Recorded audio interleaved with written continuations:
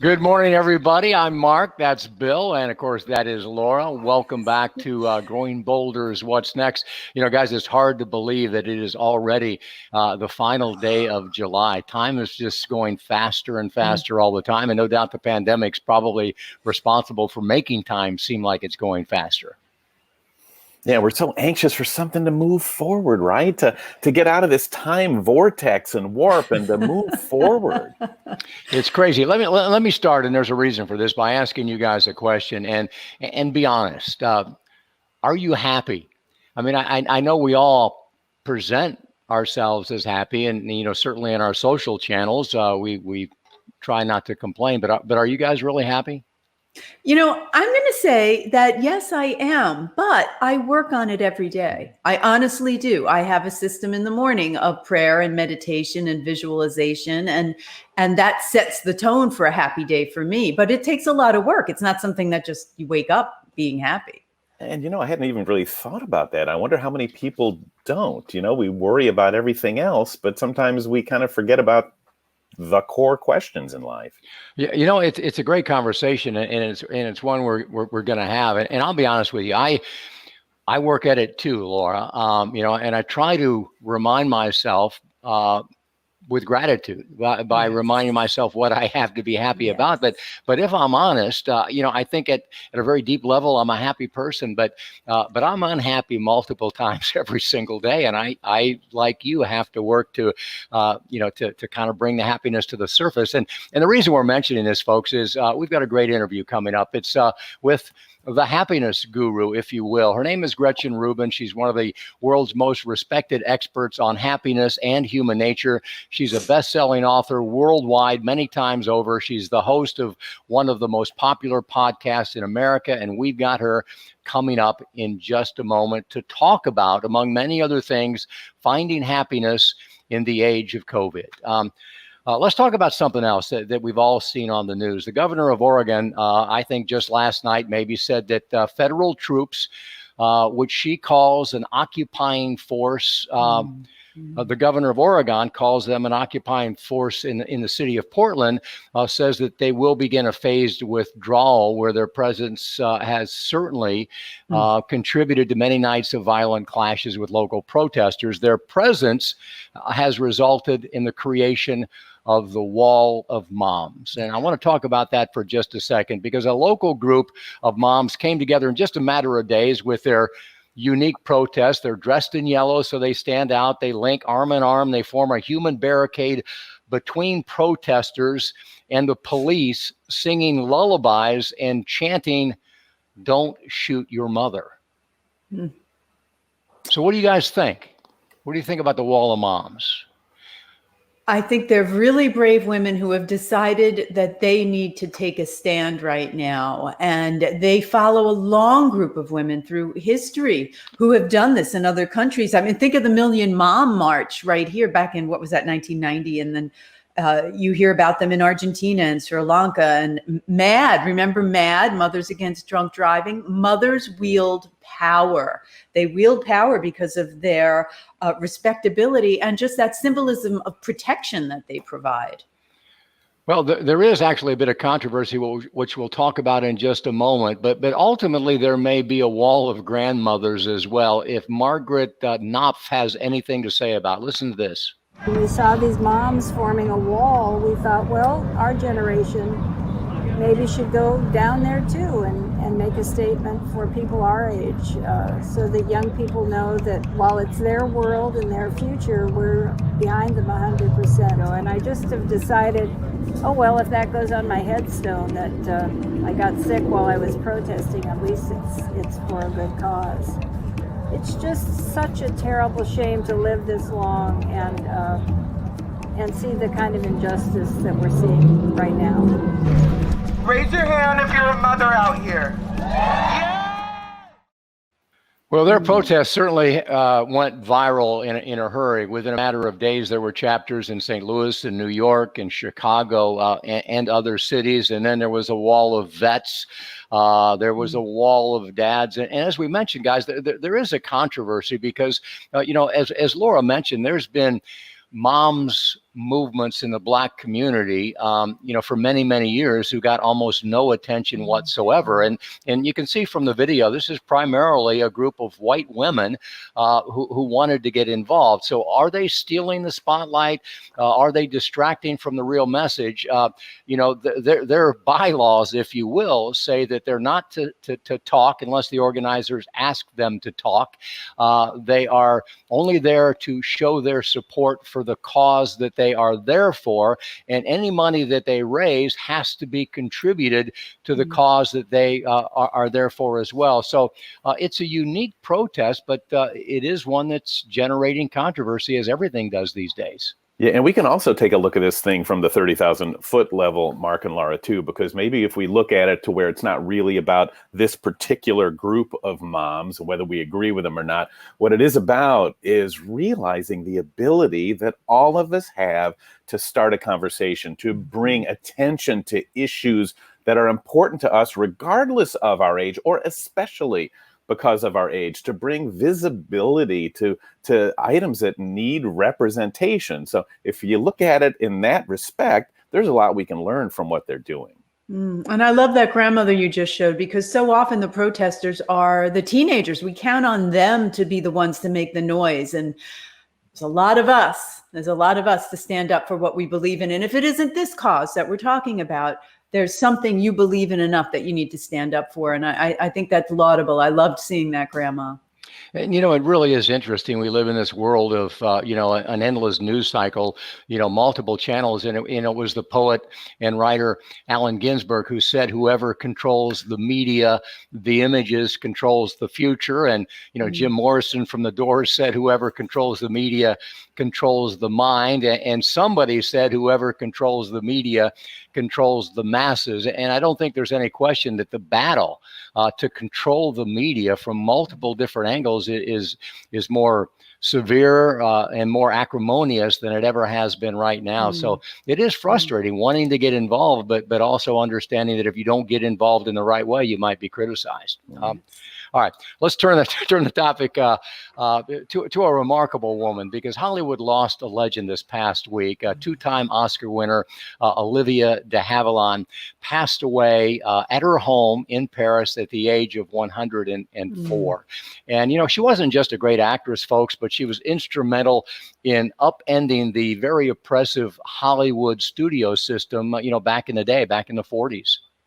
And, she continued those sort of battles, protecting her image and protecting the rights of actresses all the way up until, I think, 2007. She was arguing about someone who was misusing her image. And I didn't know this, but in 1946, I just found out, she actually stood up and was very outspoken about communism and standing up for democracy in Hollywood. Really a bold and beautiful woman. Laura, you're right. She went to the Supreme Court over that miniseries. It was just a couple of years ago, Feud with Bette Davis and Joan Crawford, where she didn't like the way she was portrayed. And she tried to take her case at 101 to the Supreme Court. The other thing cool about Olivia De Havilland, guys, I'm a huge fan of old movies to the point that you don't want to be around me. She did a lot of movies, two in particular, about mental health that really freaked people out at the time. The Snake Pit and Dark Mirror. I mean, these were no holds barred looks at what mental illness was all about. Wow. And man, what a brave and powerful thing that she was involved in. So, Laura, there's the grandmother, another grandmother that you were pining for, who was willing to take a stand. And yeah, she sued Warner Brothers back in 1943 when they tried to extend her contract without her permission. And the California Supreme Court sided with her. And to this day, that is informally known as the De Havilland law. So, she's missed, but son of a gun, that's a pretty good run when you can die at home at 104 years old. All right, and I think it's worth mentioning quickly, though, she's the last of that golden era. She was the last one. We're moving on to others, but she belongs in our Hall of Fame, I think. No, great point. Thank you for that. But now I'm excited to get on with what's next in this show. And that's what we think is going to be a pretty remarkable interview. Gretchen Rubin is a woman whose voice is really needed now more than ever. She's one of the world's most respected, influential, and thought-provoking observers of happiness and human nature. Really interesting because she started her career in law and was clerking for Supreme Court Justice Sandra Day O'Connor when she realized that she wanted to be a writer. So in a very growing bolder move, that's exactly what she set out to do. And let's acknowledge, folks, she's been kind of successful. She's the author of multiple blockbuster New York Times bestsellers, including Outer Order, Inner Calm, The Four Tendencies, Better Than Before, and The Happiness Project, which spent, I think, over 2 years on the bestseller list.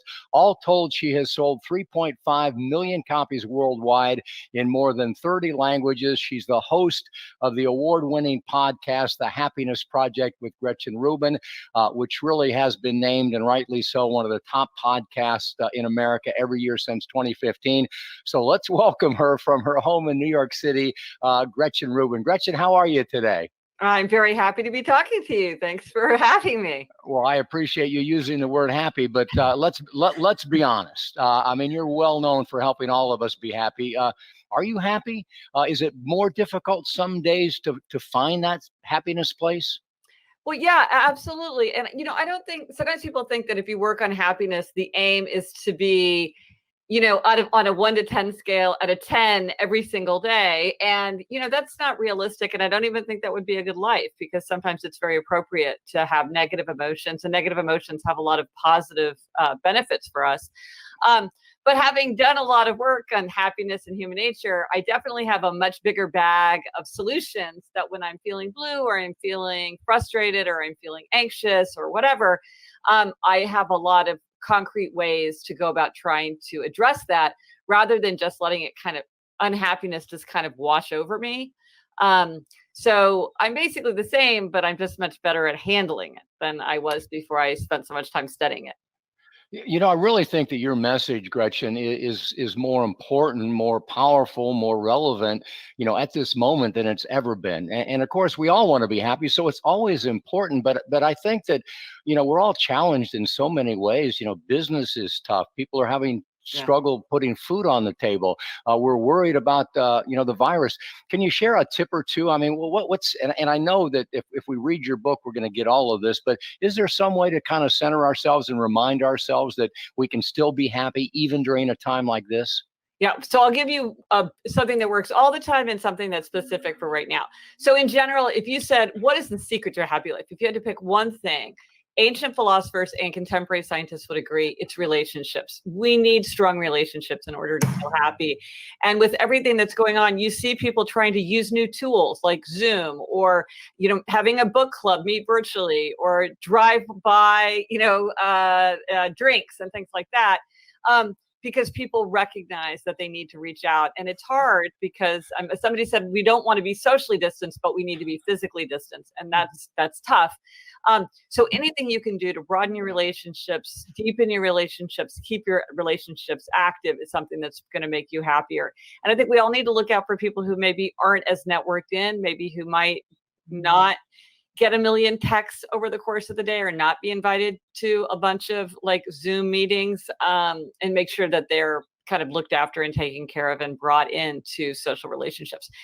Now, what about this specifically this time? I think that one thing that many people are struggling with, I know I am, is the uncertainty. A lot of people are sort of like, if I had a deadline, if you could tell me a date and I could just work toward that deadline, I would be so much better. If you could tell me what's going to happen, what the world is going to look like January 1st, I could deal with it. But there's just this uncertainty. One thing that can help with that is, let's say you're facing, what is school going to look like? What is work going to look like? What are we going to do about XYZ vacation? What are we going to do about this family situation?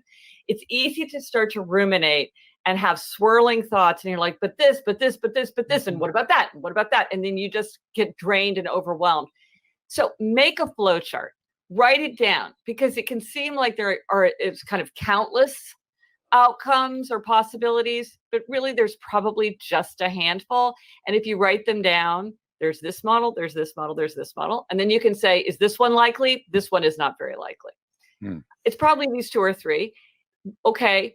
Given that those are probably what I'm looking at, what are some concrete things that I could do to set myself up for that? even if I don't know for certain that I'm going to be focusing on that. Really identify what you're worried about, because a lot of times getting that clarity helps us identify solutions. It also gives us more of a feeling of control. You know, one of the things that we're all staying home so much, Gretchen, and one of the things I am finding is that there's some clutter around. So the other day in my office, this is so bad, I took all the boxes and I moved them into my husband's office, but mine feels so good now. So, and I read your clutter manifesto. Help us understand why clutter makes us feel so tied up. Well, it's funny because I've been studying happiness, for so long, and I was just very struck by the degree to which, for most people, outer order contributes to inner calm. And that's why I wrote the book, Outer Order, Inner Calm, because you could say, like, what in the context of everything that's going on right now, what does it matter that you've got some boxes in your office? Like, that seems so inconsequential. And yet over and over, people tell me, like, I feel so much freer. I feel like I can focus. I feel like I have more energy. I feel like I've lost weight. A friend said to me, I finally cleared out my fridge and now I know I can switch careers. And I thought, I don't know how that feels. So I do think it's kind of irrational in a way, like a crowded coat closet or an overflowing in basket is just not consequential in the context of a happy life. And yet people do feel so much better. And I think it might be an illusion, but it's a helpful illusion. And certainly in this time of, I think partly to just give ourselves more elbow room and to increase the kind of livability and comfort in our homes, but also kind of to assert control. Like, I can't control the virus, but I can control my utility closet. People are cleaning up. A friend of mine, think of how genius this is, at the beginning of Safer at Home, like the serious lockdown, her 3 adult sons were coming home to be with her family in their like suburban Philadelphia house. She had the foresight to rent a dumpster, and she spent the next like 10 weeks making her big sons run stuff out of the closets and out into the dumpster and to give away once they could give things away again. It was like, okay, that's brilliant. But I think there is this sense that when we create outer order in our surroundings, we boost our sense of focus and energy. And it's sort of like we get rid of the things we don't use, the things we don't need, the things we don't love, the things that are maybe broken, things that are outmoded. A lot of things now, because of technology, you don't really use that calculator anymore. You don't use that digital recorder. You don't use that fax machine. So why? It's perfectly good. It's useful. Someone else maybe could use it, but you're not using it. So go ahead and get rid of it and give yourself that elbow room, and then free up space for other things that you really are using. And especially now, you may have to rearrange your space because you need like a privacy room for people to take phone calls or take a class, or maybe you need, you want to make a standing desk out of an ironing board or something like that. People are coming up with very creative solutions for what we're facing. I heard that on your podcast. The ironing board tip. But see, also it's like you're in like a lot of people are using like walk-in closets and like pantries and things, like rooms that aren't really rooms. But it's a great ledge. Like if you have to have a lamp or you need some supplies. And who's ironing anyway? Who's ironing anyway? I'm wearing yoga pants and t-shirts, Yeah. We're talking with Gretchen Rubin, and folks, these are great tips. And Gretchen, the thing about listening to you is, and this is the reason that you have to buy her books, is because it makes so much sense. It seems so simple, and then 2 seconds later, we completely forget and we fall back into our own habits. So we all think to ourselves, am I happy? And my answer is, well, of course I am, because I get it. It's just everyone around me brings me down all the time. So what do we do if we're in circles, or homes, or the circle of friends that we have who maybe bring a little bit of negativity into everything? Well, that's a real issue because research shows that we really do communicate emotions with each other. That's called emotional contagion. We literally infect each other with our emotions. And this isn't even just in person. You can pick up an emotion from somebody from a phone call or even looking at a photograph. So we are very susceptible to each other's moods. I think one thing, and another thing that research shows us is about 50% of happiness is genetically determined. So some people are born Tiggers and some people are born Eeyores, and that's pretty much hardwired. Then about 15 to 20% is life circumstances. That's health, income, marital status, education, occupation. And then all the rest is very much a product of our conscious thoughts and actions. And that's where we can really have our own happiness project, is in that section. So some people are just naturally like in the 7 to 10 range, and some people are more naturally, in the 4 to 7 range. And I think sometimes the people who are on the higher range they want other people to lift up, because partly for their own benefit, but also because they feel drained by it, and so I want you to be more ebullient because it's going to make me feel better. I think we absolutely, happy people help make other people happy. So we lift people with our own happiness. But I do think you can really polarize people and antagonize people if you take someone who's just naturally lower down on the scale and you're constantly kind of nudging them. Look at the bright side, smile. It's not so bad. I don't understand.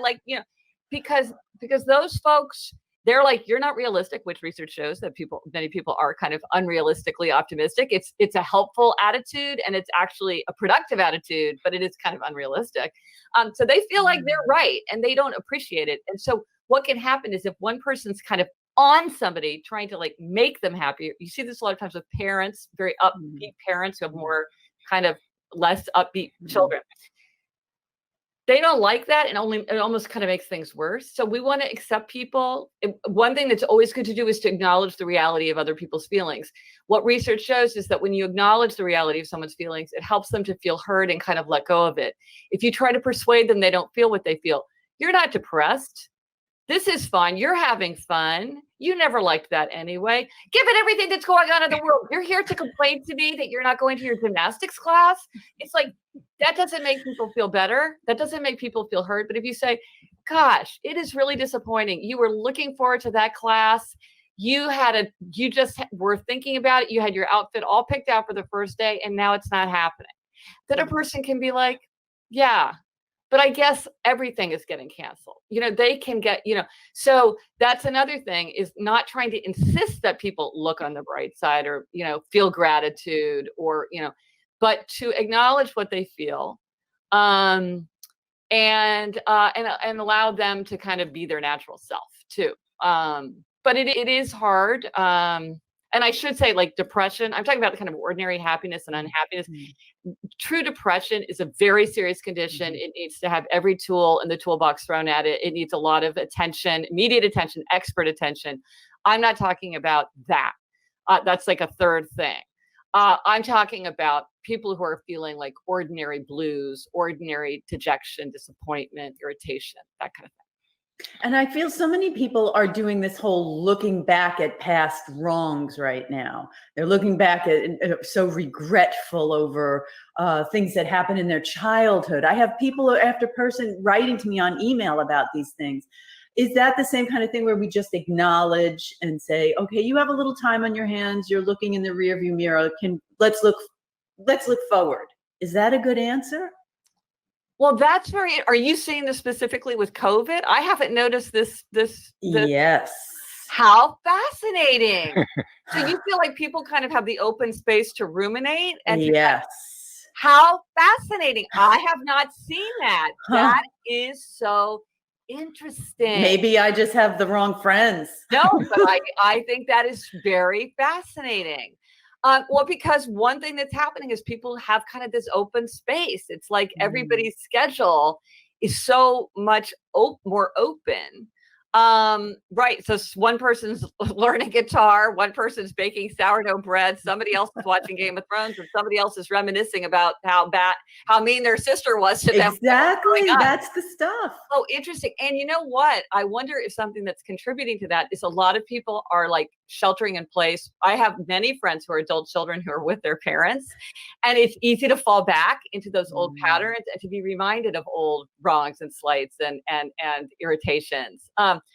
How interesting. Now, I have not thought about that, but I think you're exactly right. I think it's not to say like, you shouldn't feel that way. It's to say that's how you remember it, and thinking back on it, you really have these bad feelings, and like, I'm here to talk to you about that. Yeah. Mm. I mean, if it's a serious thing, I think they might want to have a professional help to talk about it if it starts to become intrusive or to affect their current relationships in a significant way. You know, I've learned a lot in this interview already, Gretchen, but I have to tell you, my favorite moment so far was witnessing the spontaneous moment of fascination that you just exhibited. Because I think, and I mean this with all due respect, Gretchen Rubin is a self-made expert. She's an example of what anybody can become. No, I mean, this is what happens when you've got an inquisitive mind. You're fascinated with this stuff, and you've got the ability to not only research but organize the research, and then the ability of a brilliant writer. And I think starting with happiness, it just seems so natural that as you understood happiness, that the right kind of habits became important. Yeah. So you wrote a book about that. Uncluttering became important. So let me throw out one more, because we believe, Bill, Laura, and I, that growing bolder is a key to happiness, especially as we get older. We're talking about risk-taking, and not the kind of risk that will jeopardize our health or our security, but the kind of risks that involve potential failure in terms of relationships or experiences or, learning new stuff. What do you think about, as we grow older, opening ourselves up and taking risk, if not now, when kind of thing? Exactly. Well, I think yeah, absolutely. I completely agree with you for a couple. One is research shows that novelty and challenge make people happier. Even something as small as like going to a new restaurant instead of your old favorite diner tends to make people happier. So doing things that are new, doing things that are challenging. But the thing about challenge is that it often does involve negative emotions like anxiety, fear, frustration, embarrassment. So you sort of have to accept that this isn't going to be easy. I have to work through this, but I know that if I get to the other side, probably even if I fail, because research shows that people regret the things they don't do more than the things that they do and fail at, I'm going to feel better for it. Also, my time is going to feel richer. And this is something that we're all experiencing with COVID. When every day is the same, time speeds up. When we do new things, time slows down and feels rich. And so if you want your life to feel rich and full, doing new things is going to slow that down. Anybody who's had a new baby knows this. The minute you have a new baby, it's like one day is a month. The first week is a year. You feel like you've lived a lifetime by the time that child is a year old, in a good way, in a way that makes you feel like your life is rich. Now, but you pointed out the things like you don't want to do something that's going to jeopardize you. And I think there's a tension within happiness that I've thought a lot about. So I think on the one hand, to live a happy life, we need to accept ourselves. We need to look truthfully in the mirror. We have to accept our own nature, our own character, our own values. We have to not live a fantasy self. We can't try to live up to someone else's idea of what we should be. So we have to accept ourselves. At the same time, we want to expect more from ourselves. We want to push the limits of what we're comfortable with. We want to challenge ourselves. We want to do things that maybe do make us feel uncomfortable and go outside, the comfort zone. And people are always like, how do you tell if I'm accepting myself or expecting more from myself? Like, if I want to, get better at like public speaking, maybe I should just accept the fact that I'm not a public speaker and move on, and then I'll have more time for other things. Or maybe I need to challenge myself and I would actually push past this period of discomfort and get comfortable with it and good at it. Only each person can know what is the line between accepting yourself and expecting more from yourself. But usually if you say to people, I think a good question is, choose the bigger life. What for you would be the bigger life? Because a lot of times people would be like, yeah, that's not really, that's not a bigger life for me. I'm not like, that's not a future that is appealing to me. But then a lot of times it's like, if you say, well, if you were going to do this or not, which is the bigger life? People would instantly say, this is like, if somebody said to me, Gretchen, you want to learn guitar? I'd be like, no, this is like, that's not a good use of my time. I'm not interested. I don't care. It's not worth it. That would be a smaller life for me. Because what do I care about playing guitar? For other people, it would be like just incredibly exciting and revitalizing to think about learning guitar or getting back into guitar, right? A lot of times people need to reclaim things that have fallen away. That can be challenging, but exciting.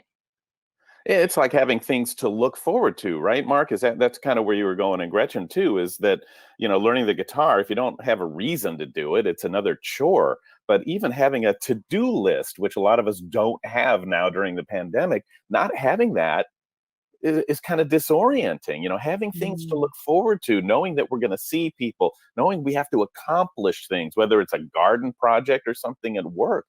That's something that we really need to hold on to for structure. No, I completely agree. And one thing that I'm really trying to look for ways to incorporate in my own life and talking to other people about it is like, look for projects with a beginning, middle, and an end. Like learning guitar maybe wouldn't be a good one, or unless you like set yourself like, I want to learn to play this song where I can actually do that. You're not going to learn Italian, and I mean, pick something where you can like get it done or make a lot of progress, like replant your garden. I decided that I was going to learn how to play Texas Hold'em. I don't know how to play poker. I'm like, I'm going to learn how to play poker. And like, I bought a poker set and I printed out like, what is a flush? What is a straight? And I'm trying to memorize it. And I'm like, I can learn to play poker. I won't be good at poker, but I can learn to play poker. And it's like something that I've kind of always thought everybody should know how to play poker. If only to understand the plots of all the movies that revolve around poker. And that's something I could do. You know, and I'll come out of this and I'll be like, I learned how to play poker. And I think that for people who do have this feeling of kind of boundlessness and aimlessness and so many things that we looked forward to and planned on and probably spent a lot of time and energy setting up and money have been taken away, saying like, okay, I'm going to do this, even if it's something like back to clutter, cleaning up my home office. You know, these things give us that sense of I've used my time while I've made progress. Also, if you're worried about economic uncertainty, it can be really good. I'm going to update my resume. I'm going to learn. I'm going to take an online class to learn how to use Excel better, or whatever it might be. I'm going to learn how to use a new software. People in my office say it's helpful. I never had the time before. My sister works in Hollywood, and she hasn't updated her writing program. She knows it would be so much easier and save her time. But learning all the updates, you know, it's such a nuisance. And she was just too busy. I'm like, do it now. Final draft. This is your moment. Do it. And then you're setting yourself up for more productivity and also perhaps making yourself a more attractive hire if you end up on the job market. You've updated all of your LinkedIn profiles and whatever. It's a lot of work, but it can be done. It's a project that with a beginning, middle, and an end that's going to set you up for the future. Well, unfortunately, this interview has had a beginning, a middle, and now we have to reach the end. You know, Gretchen, it's been fascinating. We got to hang out more in the future. Thank you so much for your time, folks. If you want to learn more about Gretchen Rubin, find out how you can buy her books, listen to her podcast, you know, go to GretchenRubin.com. And guys, I think I learned two things important today. Number one, choose the bigger life. And number two, rent a dumpster. Gretchen, thank you so much. Was fascinated with at the end, and I think it's a great point. You know, this pandemic is not going to end anytime soon, and I don't think any one of us, you know, want to look back and say, you know, hey, I gained 25 pounds, I got out of shape, I lost this, I didn't do that, and you know, so what can we do? Even if it's as silly as learning how to play poker, you know, we can look back and say, well, that's when I did this. So, you know, I'm gonna try to. You know, maybe create a couple new paintings before this thing. I like it. I was taking pages of notes. I don't know if you noticed, but I thought she was fantastic. I learned so much from her today. Yeah, it's something too how she does such a great job of breaking it down, because happiness doesn't just happen all the time. Sometimes you need to build the foundation for it, right? And that comes from having the right people in your life that you can share things with and who encourage you to think and to experience. And that happens to be something that we call finding your tribe.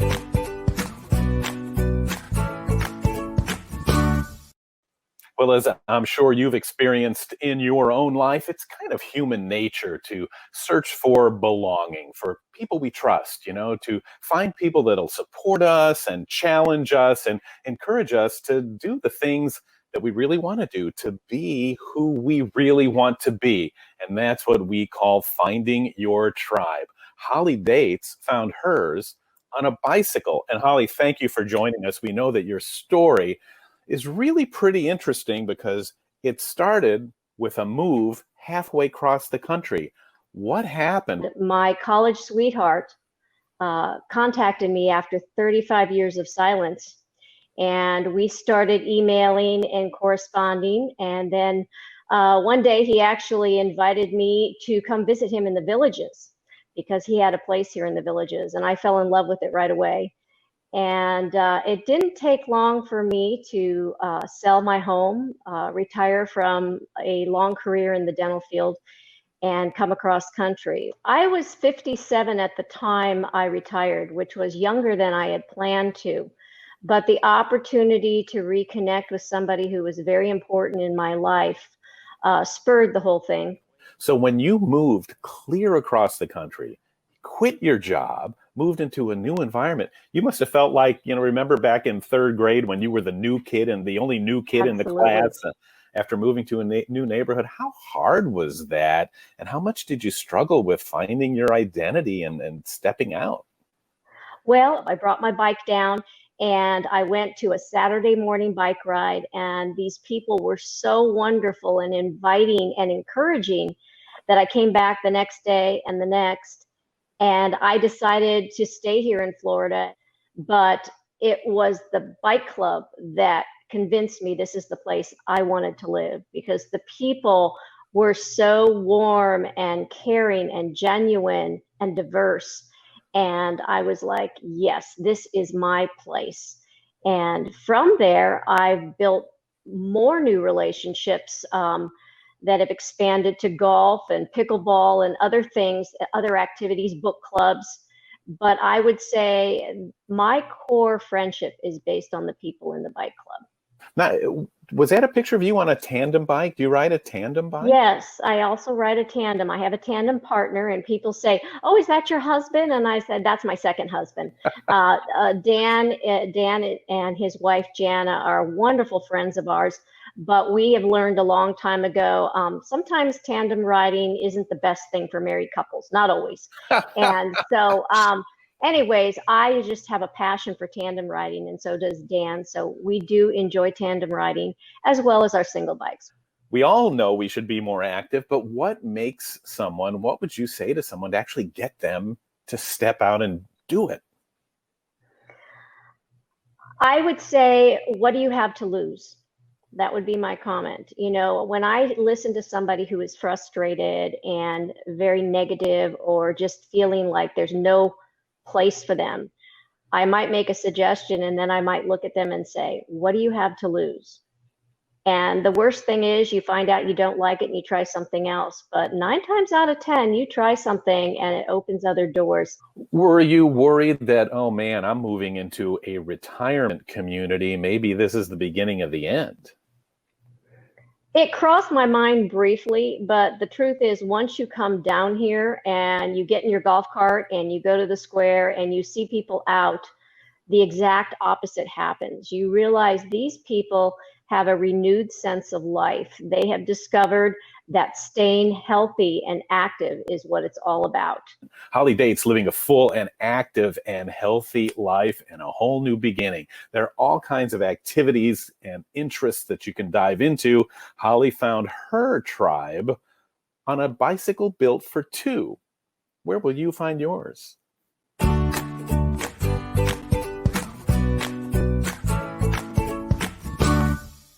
Does your Medicare Advantage plan come with enough advantages? How about a quarterly magazine?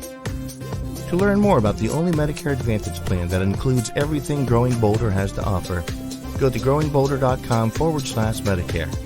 Florida Blue Medicare, they're not just an advertiser on this program, they're a partner, a special company that came to us and said, we agree with what you stand for, encouraging all of us to go bold, and choosing the right Medicare plan can be what it takes to help you do just that. It can be confusing. So at Growing Boulder, we created what we call our outrageously interesting, dare we say, easy to understand guide to Medicare. So if you're of that age, or a parent or somebody you know is, get yours right now for free. There are tips on how to live a great life too, even if you're not even interested in Medicare.